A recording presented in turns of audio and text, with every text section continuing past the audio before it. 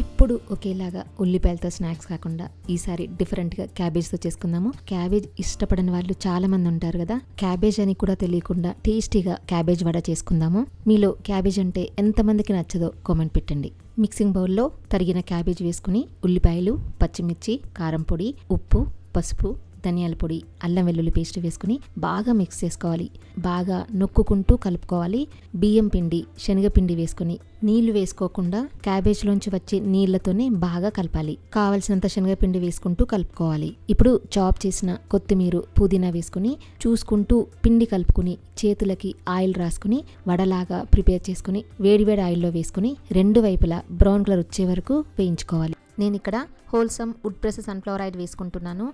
ఎలాంటి కల్తీ కానీ కెమికల్స్ కానీ కలపకుండా తయారు చేసిన గానుగ నూనె. మీకు కూడా కల్తీ లేని ఆయిల్ కావాలనుకుంటే wholesameindia.comలో ఆర్డర్ పెట్టండి, లేదా 9459458855 వాట్సాప్ నెంబర్కి మెసేజ్ చేయండి. అంతే, క్యాబేజ్తో చేసామని కూడా తెలియకుండా టేస్టీగా క్యాబేజ్ వడ ప్రిపేర్ అయిపోయింది. డీటెయిల్ రెసిపీ కోసం హైదరాబాద్ రుచులు యూట్యూబ్ ఛానల్ చూడండి. నచ్చితే లైక్ చేయండి, షేర్ చేయండి, ఫాలో అవ్వడం మర్చిపోవద్దు.